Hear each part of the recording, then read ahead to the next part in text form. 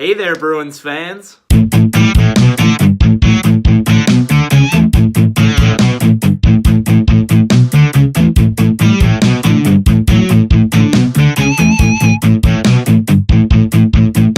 Boston Bruins are headed back to the playoffs, baby. They grab a point in their 2-1 overtime loss to St. Louis. With this point, Boston's able to clinch with 100 points. It's their 22nd 100-point season, and that's the most 100-point seasons in the NHL. I don't want to talk too much about the St. Louis game, not because they lost, but I want to get into some Bruins playoff stuff. I just want to start off by saying Ryan Donato scores a goal in every single NHL game he plays. He's got 2 goals in 2 games. Not too bad. Besides Donato scoring in this game and Boston clinching the playoffs, that was pretty much it for good news for Boston in this one. I thought they got outplayed in the second and third period. Jaden Schwartz was an absolute beast. He grabbed his 21st and 22nd goal in this game, scoring both goals for St. Louis. With Tarasenko being out, he really needed to step up, and he certainly did. St. Louis is battling to get in the playoffs themselves and stay there, but I think they're a pretty good team, and I thought they showed it in the second and third period of that St. Louis game. Okay, let's go ahead and jump into some Boston Bruins playoff expectations. With all the injuries we have going on right now, I feel like a lot of people forget just how deep this team is and how good they're going to be when they're fully healthy.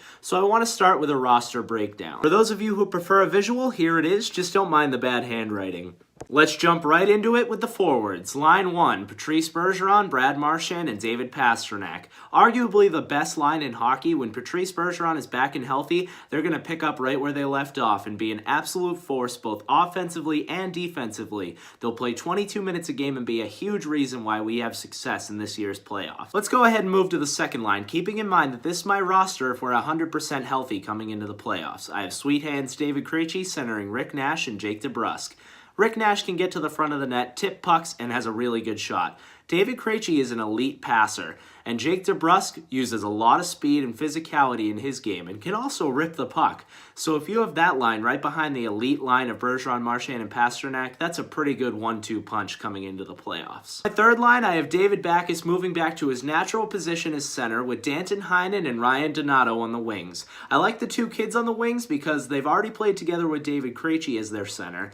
They have a lot of speed. We know they can both shoot the puck and are pretty good playmakers. So I think this will work out really well because David Backes has gotten faster this year, but is still not the fastest player, so he needs some kids on the side to help bring some speed to his line.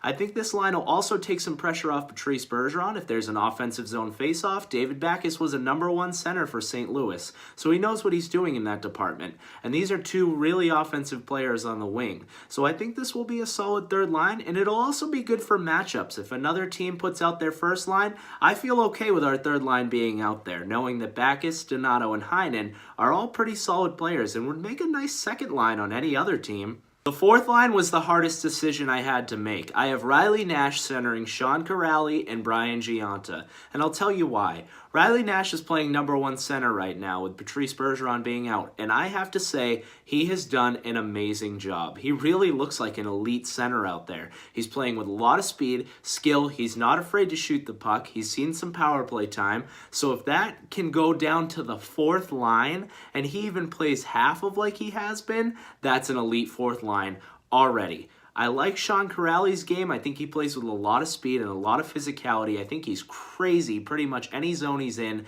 He's not afraid to take on the big guys. If they have to be out there against the first line, he'll hit just about anyone, and he's fine to go toe-to-toe. Brian Gionta, solid veteran. You got to have a veteran on a playoff run. You just do. He knows what it takes to win. He can still score. He's not afraid to get to the front of the net, even though he's a smaller guy. But the league's getting smaller, so that doesn't really matter. Let's talk about the fifth line, who's going to be seeing a lot of time on the 9th floor. Tim Schaller plays much like Sean Kuraly, but with just not as much upside. Noel Acciari hits about anything he sees, but we don't really need that because we have our defense who's pretty physical. I told you that Sean Kuraly is physical. David Backes isn't afraid to throw a hit. We know Brad Marchand gets insane when it comes playoff time, and that's just getting out of the game, so you don't really need a full-on checking line, so I think he can sit. And Tommy Wingels, he was added as a depth forward anyway. He's played well for us. He plays with some speed. He can shoot the puck, actually, and I feel like he has an underrated shot, but we really just don't need him in this lineup. But they're all really good depth guys, and I'm totally fine if someone goes down.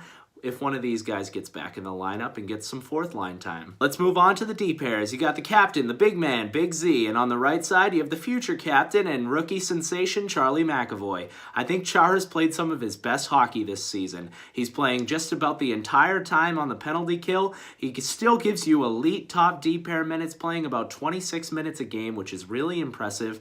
McAvoy's brought some life into his game, I think, and he's got a little bit of his speed back, I must say.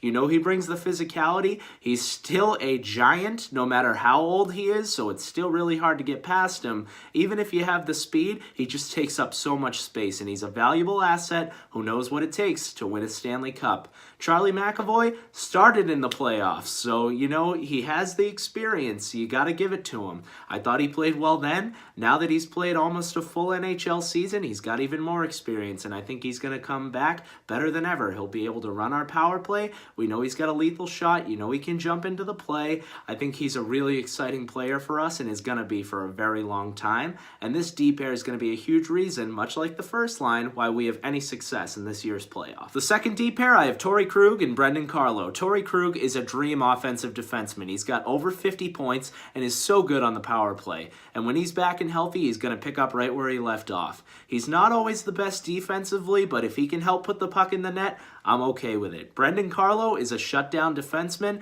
and he can pick up the slack that Krug has defensively. I mean, he's had some rough patches here the past couple of games, but I think he's got a lot more pressure with McAvoy and Chara being out. He'll be great on our penalty kill, playing right alongside Chara for almost the full 2 minutes. He brings some physicality. If he can pick it up a little bit offensively, he still doesn't have a goal all year. I don't need him to do that, but it might help in the playoffs. For the third D pair, I got my boy Matt Grzelcyk and Kevin Miller. Grzelcyk is the most underrated player on this entire roster, and I'll tell you why. He's got the offensive upside of Torrey Krug and the defensive ability of Brendan Carlo. Even though he's on the smaller side, he's not afraid to hit, and he moves the puck so well. As soon as he's able to steal it, he gets it right up to the forwards. And if he can't get it up to the forwards, he's not afraid to rush it up the ice himself. He's got a lot of speed and can really shoot the puck.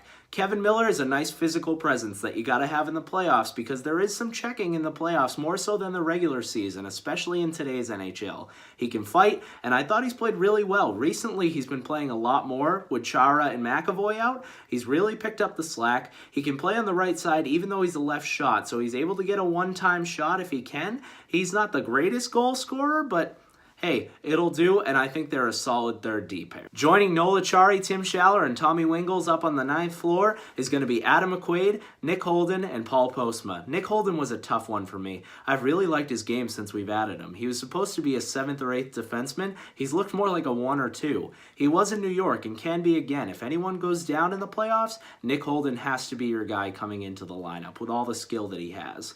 Adam McQuaid is done in the NHL, if you ask me. He's got the physicality, which is important, but he really cannot skate. He doesn't have a shot. He just doesn't do it for me. You can go upstairs. Paul Postma, just a depth guy. Nothing special about him. If it gets to that point that we need a 9th defenseman, he's your guy. And last but not least, Tuukka Rask and Anton Khudobin are your goalies. Tuukka Rask could be in the Vezina contention, and I think he's been a really solid goalie. We're going nowhere if we don't have him, but Anton Khudobin is a solid backup and might be able to steal you a couple games if, God forbid, Tuukka Rask goes down. Bruce Cassidy's behind the bench. I think we're ready to go and do some damage in this playoffs. We're going all the way to the cup, baby. Let's do it. I know I'm excited to be back in the playoffs, and I hope you are too. Pastor, are you excited? If you enjoyed today's video, make sure to give it a like and subscribe down below.